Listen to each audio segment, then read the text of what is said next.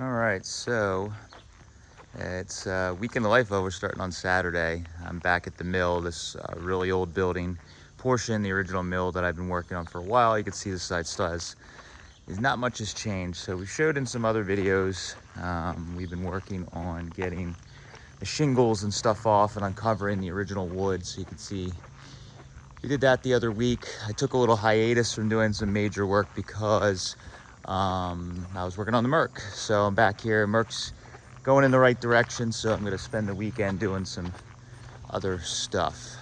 So this wall, we got Tony, our guy that's been helping us. He did the roofing. He's going to actually help with some of the painting and stuff. We got all these slate siding shingles off, if you may remember, and the wood's actually pretty decent. We replaced a ton of boards down in there. But what I need to do today is actually hammer all the nails back in that are from the slate siding on here. So I have to get up there on the ladder, get my ladder up, go up, and hammer all these nails in so that when Tony and his crew get in and power wash and clean and paint all this, they don't have all those little roofing nails that are sticking out, and it's going to cause an issue when they're trying to paint. So I'm going to do work on that today. Got a local glass guy fixed the broken windows, and we unboarded up all the windows and the doors and everything. So that's moving along. So this wall here, very shortly, we're going to have cleaned. Whoops. Nope. We're gonna have this cleaned and painted, and then we're gonna actually work on those fascia boards as well and get all the rotted wood replaced and a gutter up on this, which was the original problem on one of the major problems that's happening here. So that's the plan. We'll get busy.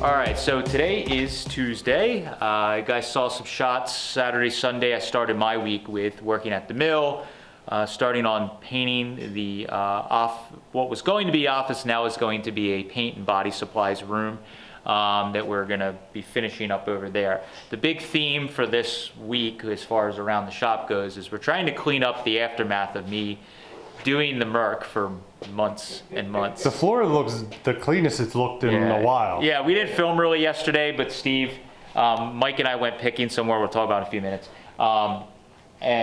Steve kind of stayed behind and finished up some stuff on the sedan delivery, we get that off the lift, and it was just cleaning up around the shop. I had a giant mess of dirt and dust and crap and tools and whatever else. So we've been working on cleaning up around the shop with buying the mill. My plans moving forward is we're going to be eventually transitioning a lot of the parts and stuff out of the new pole barn over there, and we will be moving some of the stuff from the shop, the cars that aren't getting worked on, some of the tools and equipment and different stuff. So we're trying to kind of work ahead of that. So one of the things is that last estate you guys saw last week, the Long Island estate we did, we went back, bought all the tools. So I've been skimming a lot of, one of the big reasons I did is I wanted to create the snap-on stuff for myself. I had a mismatched pile of tools of all kinds of Eastwood, Craftsman, hand-me-down, stuff I bought at auctions, whatever just got thrown in the box. So I'm reorganizing my toolbox. I am putting stuff aside, like you see these milk crates here. I'm taking 2 to 4 milk crates from the mill of snap-on stuff, putting it in my box, organizing it, and then putting the stuff here, and then we're gonna make a tool set at the mill. So we've been doing that. That's what you see here. We got engines from pulling the different cars. Your toolbox looks fantastic now. It's getting there. It's getting there. So we'll show you guys a little bit. But so that's what we're kind of working on in the shop this week. Steve, we just this morning got the Merc on the lift, which is no small feat. It sits very low in the rear now. It wasn't terrible. It's just we got to be ultra careful because everything sits so low. We don't have room for the lift arm very much, so it has to be set up just right. We got it set up all right. There's a bunch of stuff that we did to the car over the winter on top of me chopping it. We lowered the car more. We did the Columbia rear. I had to rework the right exhaust pipe because of the Columbia was hitting it. Lowered the front a little more. Put the Columbia controls in, which you, Steve, I guess you checked and it works.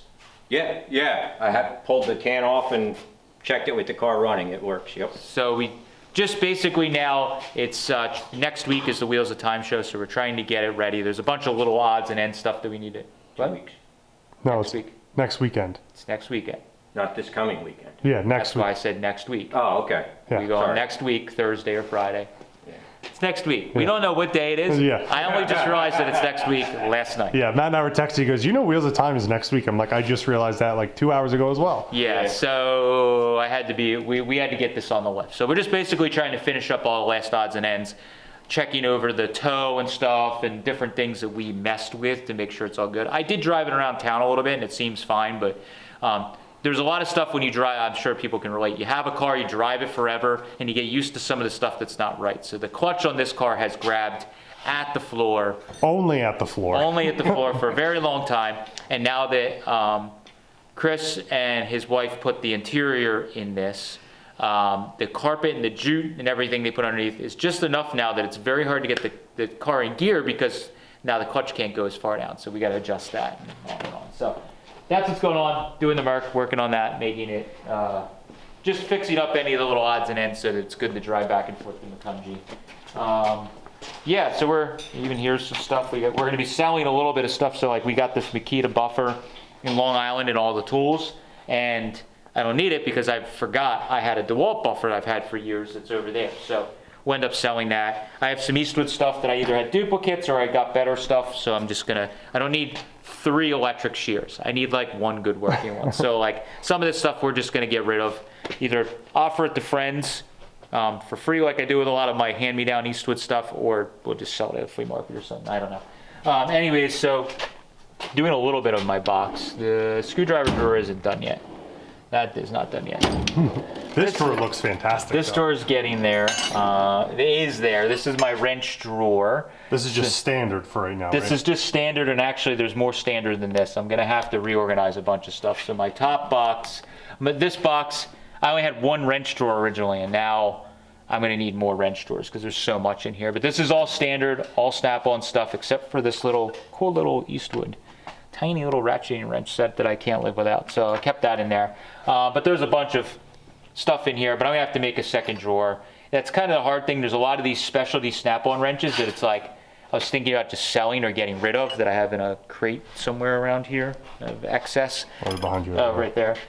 But it's like that one time you need that wrench, I'll be kicking myself. So I went on Amazon and got these neat little dividers. I have some extras here that I haven't used. They're magnetic on the bottom, but you can stack them however you want. Oh, that's cool. So you can just kind of customize the sets So that's what I was doing here. I was getting, like this is a smaller set of wrenches, so I made a small stack of them. They clip in, they're all kind of the same. And they're strong enough to magnetize through the rubber? Yeah, they're not super magnetized through the rubber, but I figured I got it because it's extra help, and then if I have a drawer that doesn't have a liner in it, it still will stick, so it's kind of like extra security. This liner never really worked really well. You close the drawer and all the wrenches would slam to the back. I think it's because the box was just too full. Yeah. So, I mean, that's going to happen. Not the liner's fault.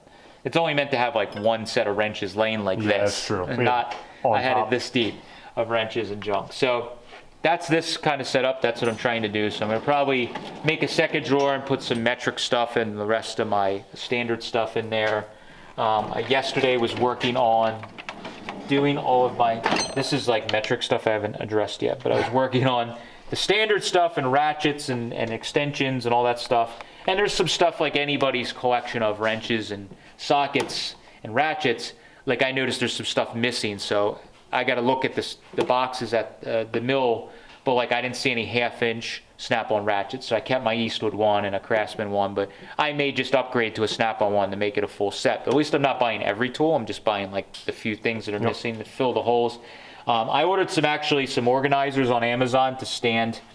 These like ones are kind of a pain in the butt when you get a heavy, especially on the deep sockets, when you pick it up, the sockets just fall off of it. So I'm gonna get more of these upright ones I have coming. I just bought them on Amazon that I can actually put the sockets standing upright. That's a little more organized. So I'm just trying to think ahead with, if I'm redoing my toolbox, all the stuff that I hate, every time I pick up a Eastwood row of ratchet sockets that were like on this kind of holder, and then the sockets fall off and you have to reorganize them all. It's just The deep ones are the worst. they're the worst. So trying to think of future me. But yeah, just going through and getting rid of a lot of my duplicate stuff and all that. So it's pretty sweet. And we found some screwdrivers that you needed that you used on the Merc on Friday. Yeah, so I didn't organize I have some organizers coming for screwdrivers too. I ordered off Amazon. Again, it's just cheap and whatever. But this is what would happen with these drawers. The stuff slides. I think a lot of people can probably relate to this. Yes. The stuff just rolls and slides back, and it's a mess. But these little guys. Yeah, we were trying to figure out if they were made like that. No, they're made like that. But there's a little like a recess behind them. But these things are tiny, and I used them on the Merc. And like for instance, a normal stubby is that. Like half the size. So it's pretty sweet. So there's a lot of these little tools that we got in like his stuff that I'm just like, I probably wouldn't have bought that Snap-on, but it is super useful. That's crazy. You can close the drawer with them standing up. Yeah, they're so tiny. But so that's what's going on with that. Steve's working there. Working hard. Working hard. I took the 34 sedan delivery for another test drive today. I had a little meeting at the Boyertown Museum today, so I took the delivery and took it out, and the Columbia stuff all works great on that car. Most of the issues that we were having with the car, after a few revisions, we got most of it worked out. It drives pretty darn nice. Sounds good. It's pretty sweet. So that thing's sitting there in the shade, hanging out. But really excited to start using it. I think I'm planning this Sunday. The local flea market, I think, is having like a car part flea market type deal, so I might go and set up. But now we have to do, yesterday we went and visited a collection that contacted us, and basically they are looking to clear out all their excess inventory, or well, not all of it, some of their excess inventory of stuff from cars they've restored, and they have all the leftover parts cars they got, estates that donated things, all this different stuff like that they have. They just had buildings and buildings of excess parts. So they're getting ready to start having either an auction or public sale or something of some sort, and they invited us over to take a look around and buy some stuff. So Mike and I just we have so much right now, we went and we were very reserved and we picked off the top. It's not worth its own video. So I figured we'll unload some of this stuff, show you guys what we got. Some of it I'm gonna keep as always for myself, some of it we're gonna sell. Hopefully the sell pile is bigger than the keep pile, hopefully. That's the goal, but not always the case. But that's what we're gonna do, is unload this and we'll show you guys what we got. And that'll be, that's today. And we have to drive to Ohio tonight. Oh yeah, I forgot about that. Yeah, we're going to Ohio tonight. So I think after dinner time, we're going to leave to go to Ohio to go pick a car up in Ohio and some stuff.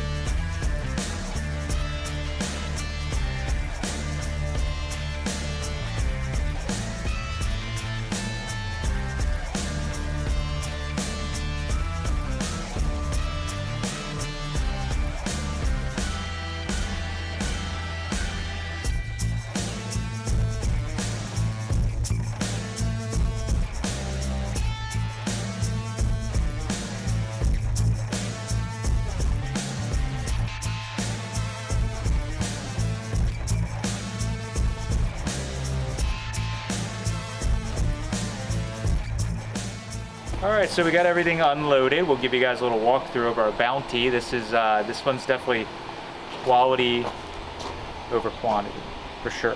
So this collection had not a lot of Fords. They did have a few in there, a couple Ford, 2, 3, 4 Fords. I don't remember, not a lot. And a couple of 2, 3 Lincolns. And that was basically about it for Ford products. But they did have some parts laying around from them doing different estates that donate stuff or they bought or collections, whatever. So it's funny with these really big collections and museums and different places that we get exposed to where they just kind of forget where stuff came from because there's just a massive amount of stuff. We can kind of get it on a smaller scale. So this rear was a good example. This is a 46.8 Ford rear. They have no idea where it came from, what car it came with, or if they pulled it out of a car, they don't know. But it's looks like it was all rebuilt and it was either in a really nice car and they pulled it out with very little miles, or it was all redone and never put in a car. We're not quite sure, it's hard to say, but either way, this is I think it's Mitchell or one of the companies similar to that, overdrive. They basically use a BorgWarner overdrive off the back of a transmission like Ford and Lincoln used and also GM products used.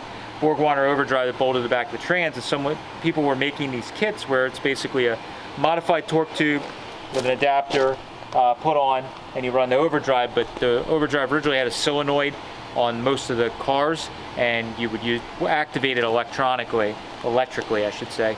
And most of these are converted to mechanical, where you basically just have a lever with a cable, much like we kind of do on the Columbia stuff. But there's no vacuum, which is really a little superior on this because it's just in and out with using a mechanical setup. So this kit complete. Before we started filming, Mike was like, you gonna keep this? Normally the answer would be yes, but I'm trying to be good. We're so invested in all the Columbia stuff and I'm nerding out on that I think I'm gonna pass on this. We're gonna pass it along. So we're gonna have this for sale. It is set up for 46.8. Width-wise, you could put it under another car, especially if you're doing a fenderless car, it would definitely work, but it's currently set up for that. Now you could easily take the overdrive stuff off, shorten the torque tube, and put this in any banjo rear. That's the beauty of this. A lot of these kits were sold Model A and Model T that I've seen, especially Model A. You see them, it was, for whatever reason, this style was popular, but you can put in whatever, but this is pretty close to a drop-in setup, which is really neat, but we will be selling that. Really cool. We didn't buy a lot of heavy stuff this time, which is good, but we had to buy one heavy thing. So there's going to be a menagerie of items here. So, yeah, so we got a little bit of Ford stuff. There's 4 Ford, like 40 to 48 style wheels here. I don't think any of them are 40, maybe one. 4 and 4.5 inch, but the surprise or the nice thing out of all these was there was one 5-incher. When you're doing a hot rod type setup, you know, bigs and littles, a lot of times you want the wider wheel in the rear. So a 5-inch truck wheel is kind of hard to come by these days. So if you run that with a V8 63.5-inch wheel, it gives you that kind of staggered look, which is cool with factory parts. So 5 inches are very hard to find. I don't think I have any for myself right now, so I'll probably put that aside. Fingers crossed maybe they turn up the other one somewhere in their cleanup, or we find another one at Hershey or wherever. The rest of these is just inventory. We'll just put them in and put sets together for people because we pretty much weekly are getting emails from people looking for these. So that's that.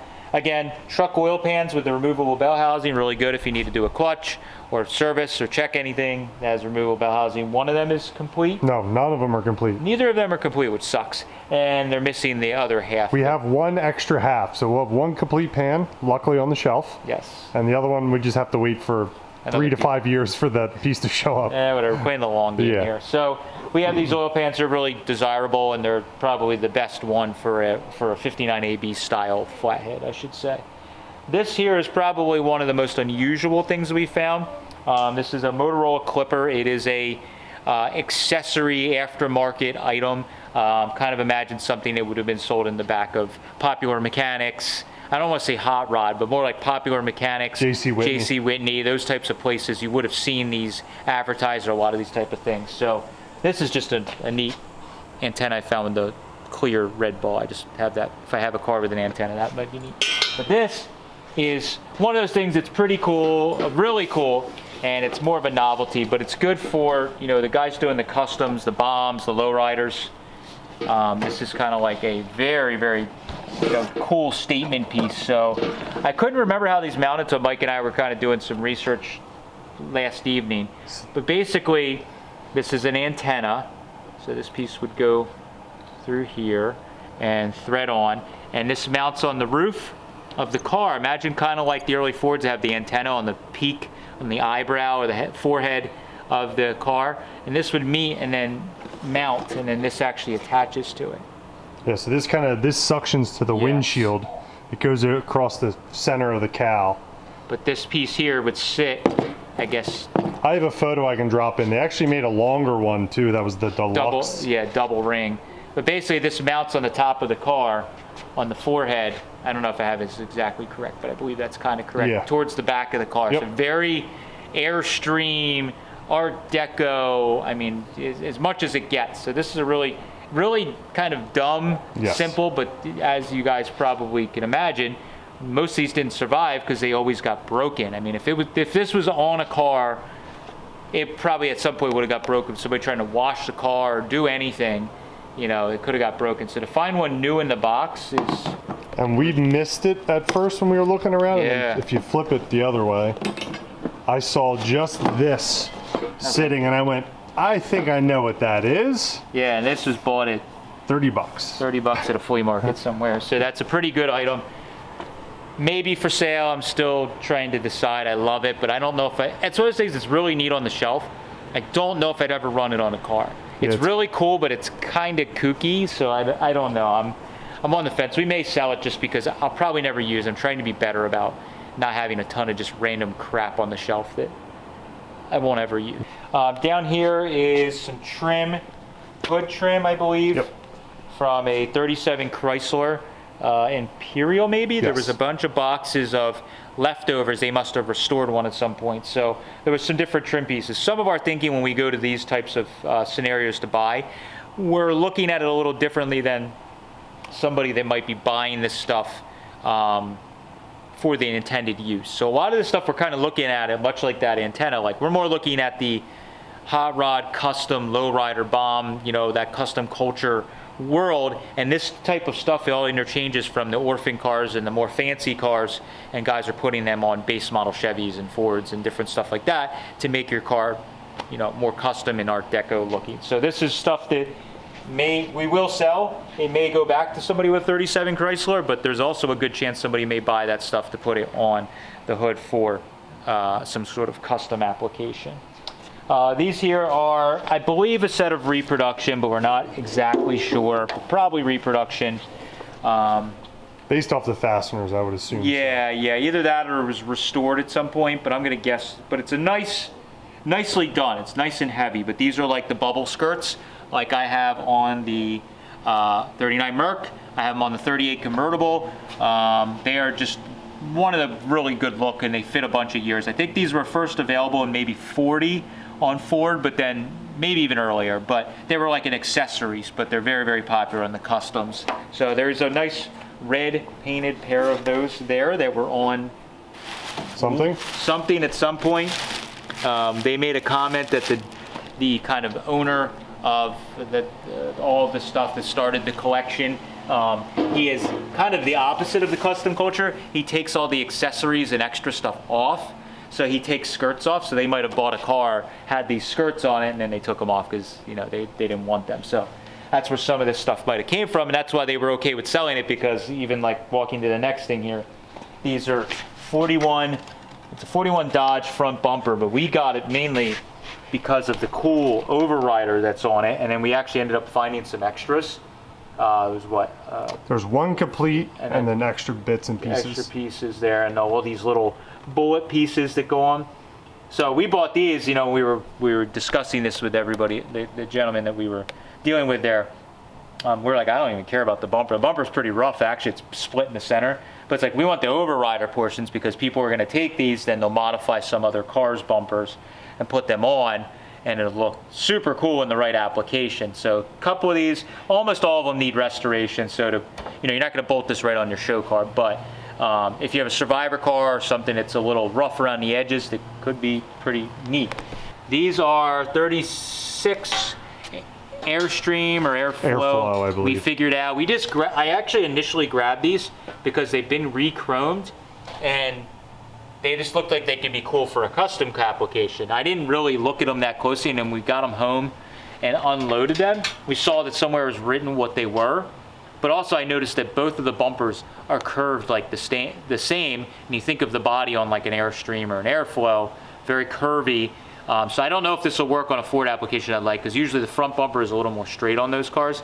I gotta hold them up and see, but if they're not something that I think will fit, like I'll hold them up to my 39 Merc and the convertible and stuff. And if it's something I don't think will really fit the shape of a Ford, then we'll probably pass them along. But it's nice that they're re-chromed. I grabbed this stuff because re-chroming bumpers is very expensive. So for me, I could modify some irons to fit a lot easier and cheaper than re-chroming the bumpers. So they're good. They're not perfect. They're, you know, I would say driver quality re-chrome, but we may sell them if they don't fit. So I doubt we have too many viewers that are restoring a 36. I don't think there's many people restoring them in general. So they're pretty cool.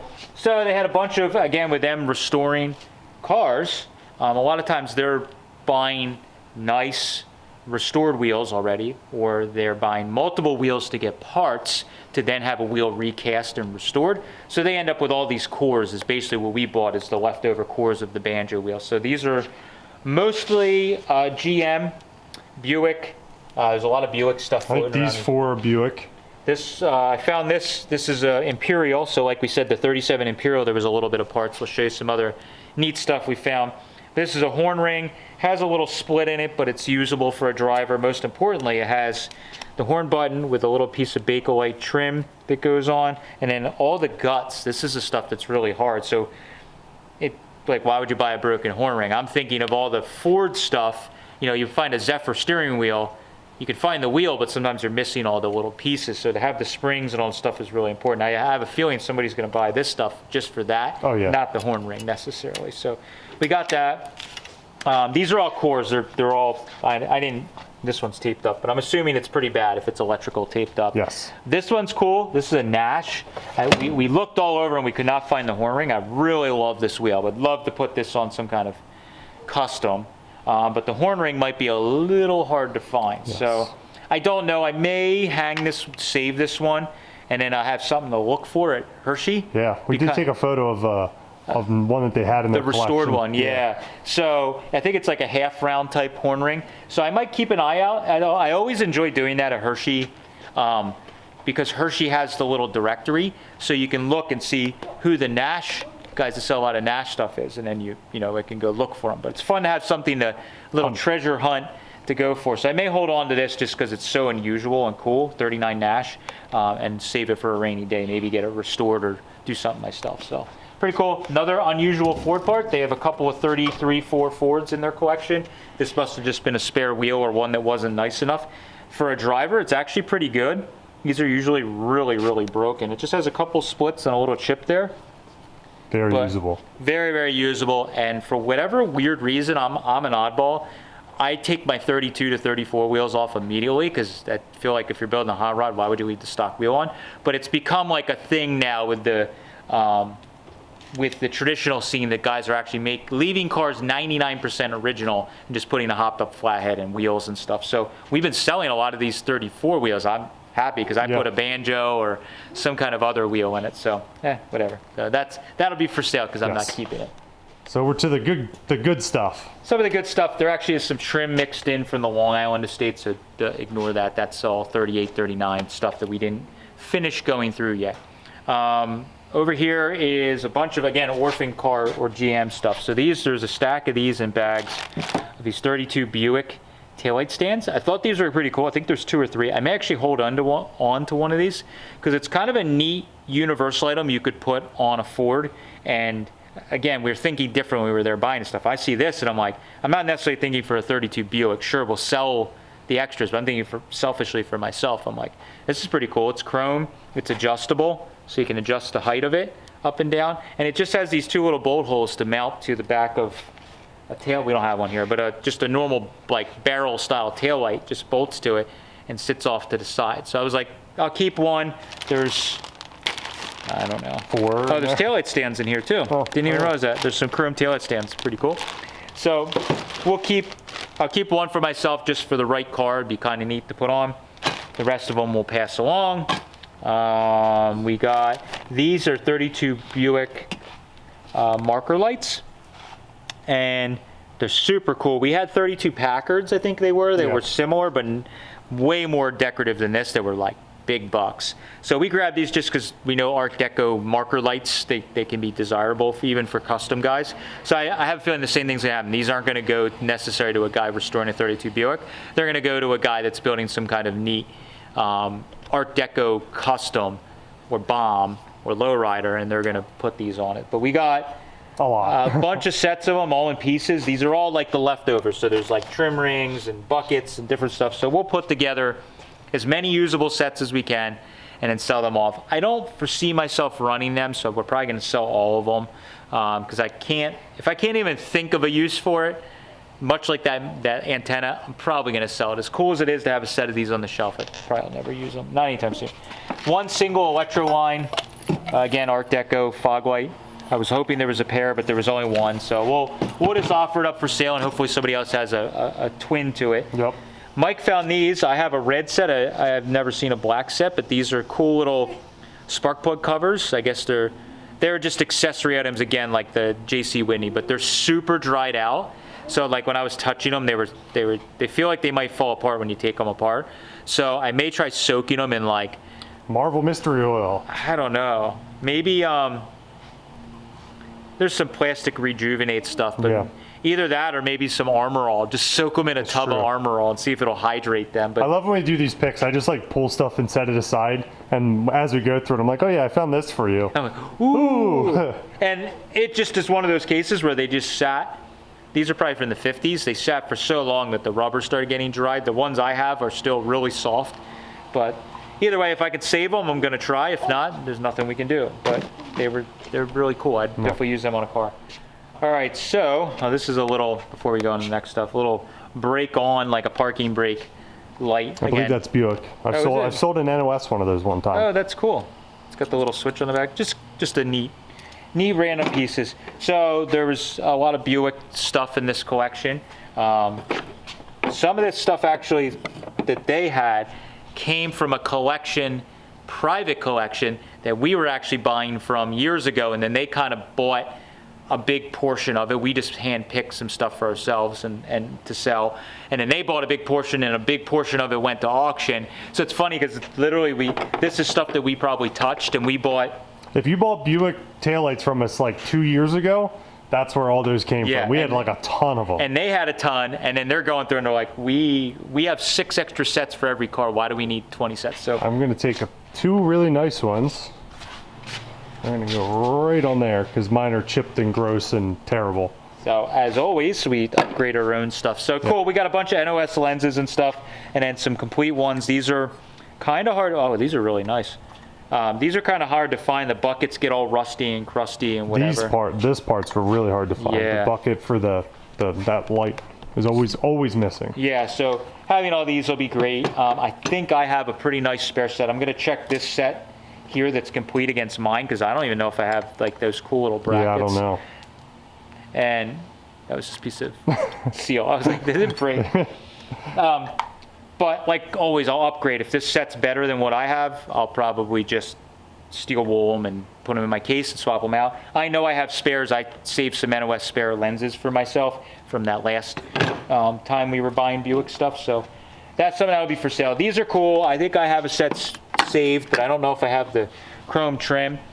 And these are 40? No, 52, I think. 52. Geez, I am 50 to 52 Buick, I believe. I am totally wrong. Anyways, these are, maybe it says it on the bag. They were $8 each. 1950 Buick. Ah, that was close. Jeez, not 40. Yeah. Wow. These are cool, again, on hot rods on the back. Under the trunk lid on a Model A or a 32 or anything like that. They're really cool. I'll probably, again, check my stuff, maybe keep some really nice lenses, check my trim, and then we'll sell the rest off.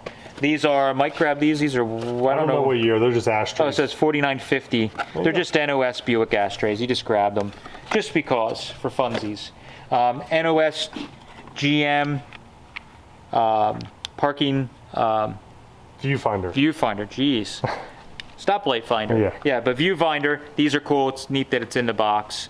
Not super valuable, but just anytime it's new in the box is pretty cool. And a lot of times that plastic gets all cracked. This is a cool little, I believe, light up compass. It's the only thing I could think of that there would be a wire in here. Either that's for the GPS, early GPS, that's what it is. But I believe there's a light in there. I don't know what those do. Oh, east. To say adjust if you can adjust the compass. But anyways, just cool accessory stuff that all the nerdy stuff, the fun stuff to put on a car after it's running and driving. You're like, yeah, I need to put a little doodads on it. So we always grab them. So that will be for sale. I'm not keeping that compass. We think these overriders are re-chromed, and we believe they're for those bumpers. Kind of like I grabbed these separate from the bumpers. It's funny how you end up with the right stuff.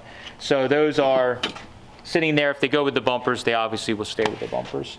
Back to 36, well, it's all 37, but 36.7. I just saw a box, again, that pallet it was marked that it was all this kind of stuff. So I saw like 1 or 2 lenses in there, and I have some saved. I was like, no matter what they are, if there's pieces, we'll just upgrade. So I just grabbed the whole box. We pulled it all apart, and there was just bits and pieces from them restoring cars. And there is basically 3 sets. The one set's a little rough, but for the right car would work or savable. And then there's 2 sets that are pretty nice and a spare trimmer. So I will probably pick out of the bunch the best for myself, and then we'll probably pass the rest on. We got these. I believe these are for the running boards for the Chryslers. It's again been re-chromed. Skirts, geez. For the Chrysler 37 Imperial. So Art Deco. They're so neat. Super cool. And then I think the lock went in there for locking the skirts on. So those are pretty cool. Just grab them again. Accessory item that somebody might put on another car and it would look cool. Or if you have a Chrysler, I imagine these are hard to find, and they're re-chromed. These are the buckets and stands for these lenses. You usually see them separated because hot rod guys want those, and they don't always put these big buckets on them. But we got a pair of buckets and stuff, so that's there. So I think. Yeah, that's everything. That's everything. So a bunch of stuff that we got that's all really good stuff. So we'll be selling a lot of this stuff. This is the type of stuff when you guys are watching, we push it all the time. Our Instagram page, that's IronTrap Finds, F-I-N-D-S, IronTrap Finds. Even if you don't use Instagram, you can view it. That's where Mike lists a lot of this stuff, and it sells before it makes it to our website, before it goes to eBay. We treat it like a swap meet type deal. Mike puts it up. He'll put the pair of these lights up, a price on it. If you want it, you either got to message us, comment on the post, or email us if you don't have an account and you're just watching it. Just check it every night. If you check it 8, 9 o'clock at night, or you end the night after dinner, Mike usually lists around dinner time. Yep. Most nights. Eastern Standard Time. So a bunch of this stuff will be listed up there individually.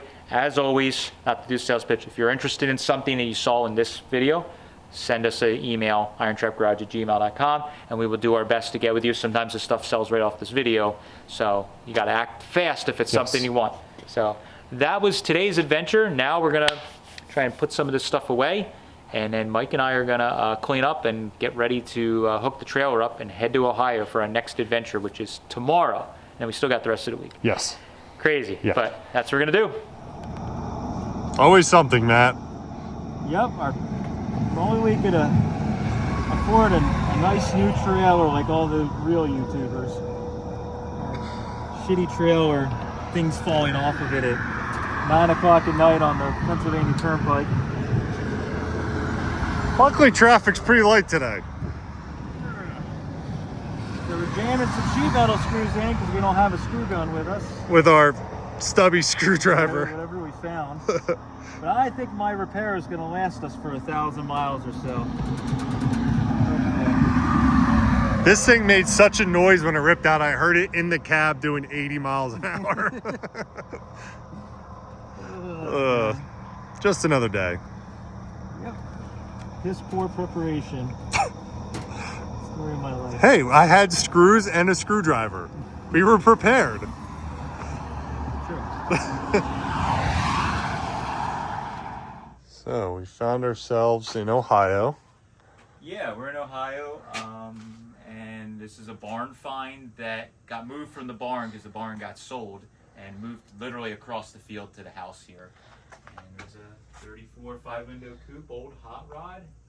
You have to wait a week to see the whole full video. You gotta wait the whole week, but it's pretty cool. There's a little bit of parts on shelves here yeah. and underneath. Not as insane as some of our other ones, but we're saving another old hot rod, which is the goal. So excited to dig this one out.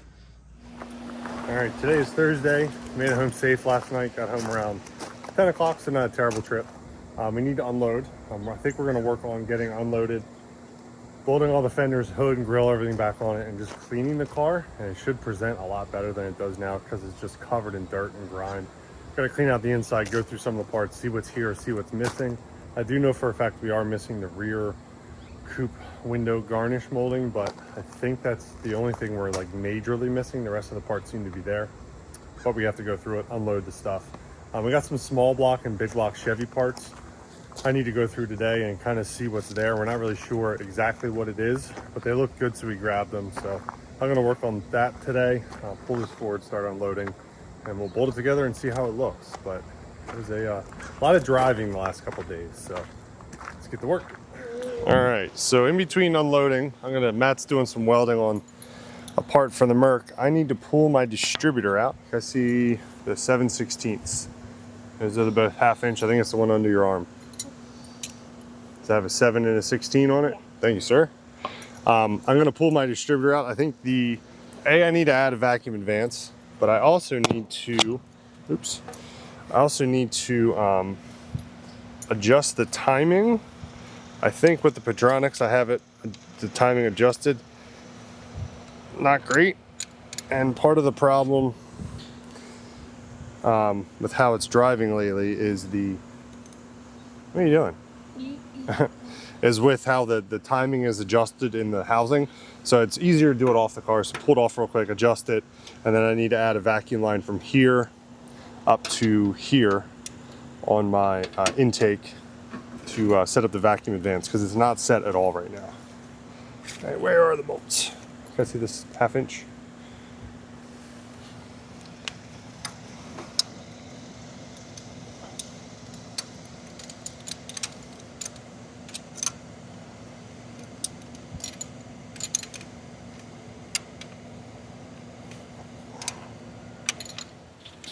All right, let's see how she starts.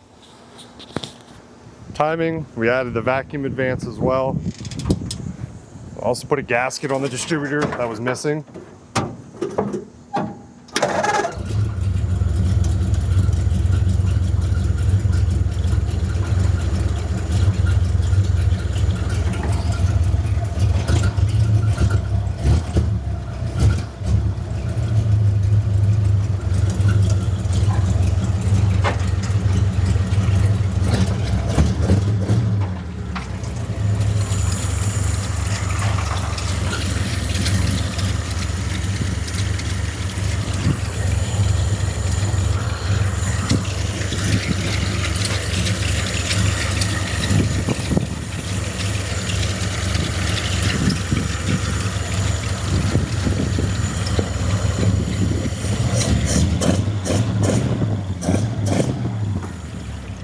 What are we doing, Steve? Having a nice walk on a nice warm Yeah. summer day. It's officially a project car. I just ran out of fuel. The shop's right there. Yeah, right. 100 feet from the shop. Out of fuel. Wonder why it hasn't been running good. You know, it might be a fuel pressure. Yeah. Well, at least it was close to home. Here comes the boss. Yeah, everybody's pitching in. There we go. I guess the 6 gallons I put in about a month ago finally ran out. Especially your car. You gotta run it out of gas at least once. Yeah, right. It's official now. At least I ran it out of gas. With the yeah, and the shop's right there. Yeah, the tank is like. I was in there for a while and I was like, man, I don't even hear it trying to start. Yeah. Yeah, it's It out. was like I came around the corner of the building. I heard, oh no, that You was went the how many oil. times to lunch? I drove it to the mill a handful of times. You drove past the gas station every time you drove it. I'm not used to old car problems yet. The rule is you put gas in it basically every time you drive it. Yeah. Even if at that point, then it keeps it full. I'm gonna be late to Wheels of Time every day. But like, I had to stop and put fuel in it. I'm sorry. Yeah. I literally, I almost every time now, I'm like, and the times that I don't, that's when I freaking Run out? Yeah, I'll learn one of these. Do you see the old man walking like the Rottweiler? Yeah. He was like, it sounds like a timing issue. Yes, Like that, it's a gas issue. Let's see how this starts now.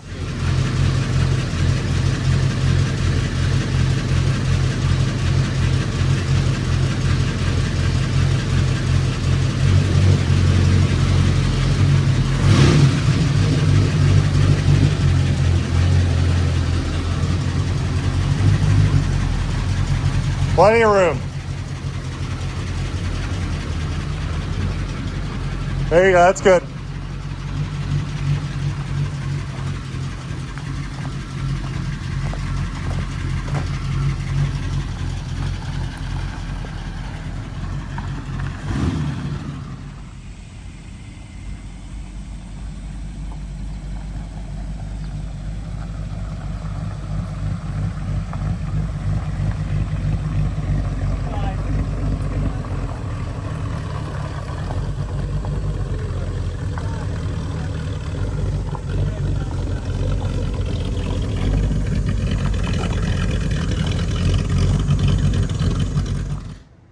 All right, so we're all packed up for the day today. Got some driving done on my car. Need to do some tuning. Just playing around with the car, trying to get everything set up right for drivability.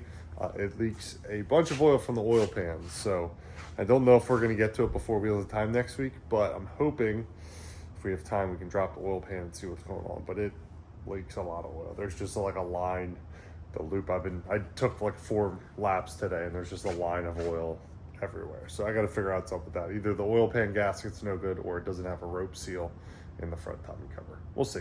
Anyway, hopefully next week I can get through a lot of this stuff that we got with the Coupe. The Coupe is up for sale. I'll put a link down below. Stay tuned for the video on that on Sunday. It's really cool car, really neat story. So thanks guys for watching. We appreciate it. Catch you later.